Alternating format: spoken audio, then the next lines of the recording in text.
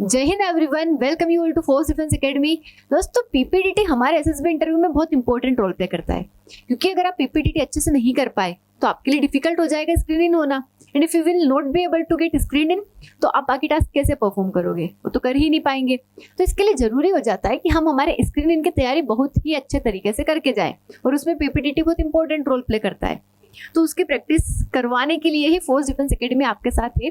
इस पे ऑलरेडी कई सारी पीपीटीटी पिक्चर्स का डिस्क्रिप्शन, उनकी स्टोरीज, किस तरीके से स्टोरी लिखना है, कैसे नहीं लिखना है, सब कुछ आपको बता रखा है। आपने देखी होगी कई सारी वीडियोस है लखन सर की, अगर नहीं देखी तो आप प्लेलिस्ट में जाके देख भी सकती है। बट उसकी प्रैक्टिस हम अभी भी कर रहे हैं, क्योंकि कई बच्चे हैं जिनका अभी एसएसबी होगा, कई सारे फ्रेशर्स भी होंगे, कई सारे ऐसे भी होंगे जो स्क्रीन आउट हुए होंगे, कई सारे ऐसे भी होंगे जो कॉन्फ्रेंस आउट हो गए या फिर वापस से एसएसबी होगा।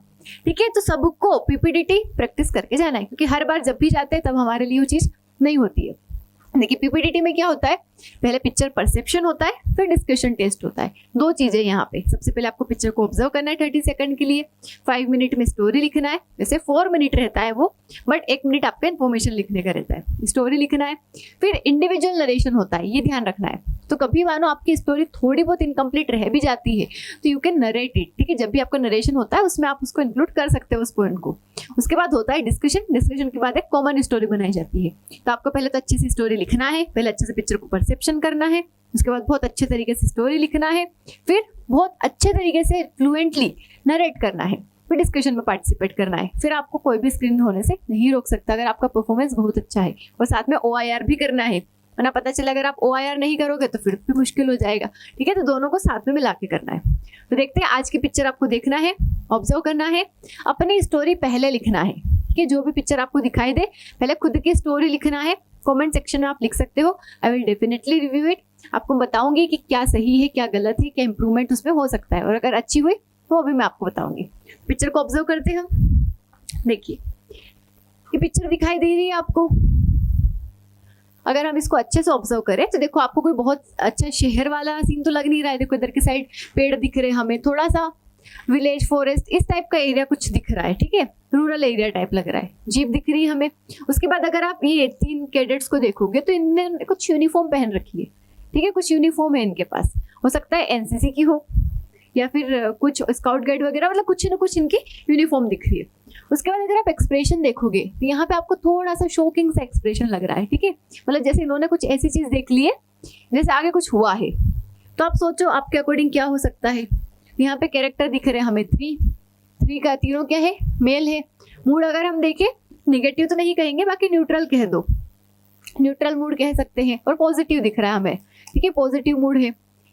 उसके बाद इनकी एज क्या हो सकती है, देखो जनरली मतलब ये जो एक स्कूल कॉलेज जैसे लग रहे हैं, कॉलेज वाले स्टूडेंट्स है। कॉलेज वाले स्टूडेंट जनरली 20 से 25 के बीच में रहते हैं। ठीक है, तो ये हम एज लिख सकते हैं इनकी। अब देखते हैं, पहले आपको अपनी स्टोरी लिखना है कमेंट सेक्शन में, और अगर आप चाहते हैं अपनी नोटबुक में लिखना तो वहां भी लिख सकते हैं आप। ठीक है, बट स्टोरी लिखना है, खुद से सोचना है कि क्या हो सकता है।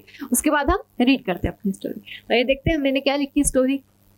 देखिए, Arjun, a 22-year-old NCC cadet, was leading a 3-member team during a field training expedition in a rural and forested area. ठीक है, एनसीसी कैडेट है जो कि 3 मेंबर की टीम को लेके जा रहा है फील्ड ट्रेनिंग एक्सपीडिशन में, रूरल और फॉरेस्टेड एरिया में।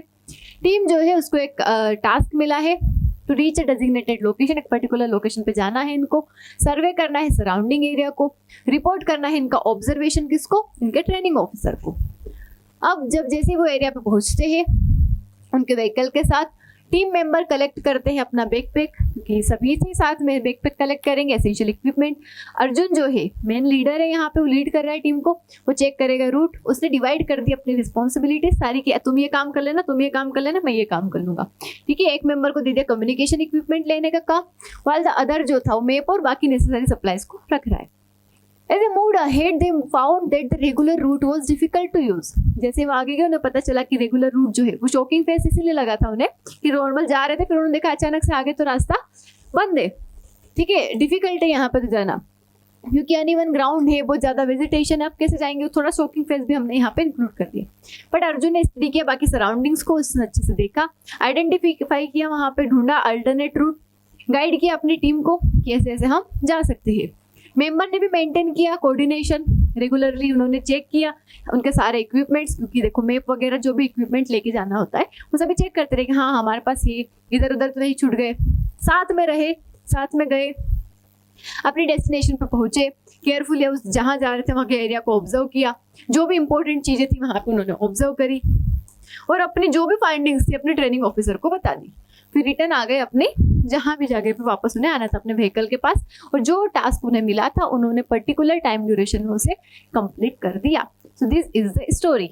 अब आपकी स्टोरी क्या है वो आपको कमेंट में लिखना है, ठीक है, और लाइक शेयर सब्सक्राइब जरूर करना है। And if you want to prepare for SSB you can contact with the given number, ठीक है, अगर आप तैयारी करना चाहते हैं अपने एसएसबी की, क्योंकि देखिए आज के टाइम पे हर कोई तैयारी करके जाता है और आप भी अपने आप को इम्प्रूव करने के लिए, इवन आपको पता तो चले कि मेरा कॉम्पिटिशन किन लोगों के साथ है, मेरे साथ जो भी लोग आने वाले हैं उनके साथ में मिलकर तैयारी करूं। और ठीक है, अगर कंपटीशन नहीं भी देखना चाहते हो आप, तो आप जनरली अपना इंप्रूवमेंट के लिए, क्योंकि आप जीडी कर रहे हो अकेले कैसे करोगे, तो उसमें रिक्वायरमेंट होती है कि हमारे साथ लोग रहे। इसी के लिए फोर्स डिफेंस एकेडमी है जहाँ से कई सारे रिकमेंडेशन ऑलरेडी हो चुके हैं। Next can be your recommendation, देर नहीं करना है।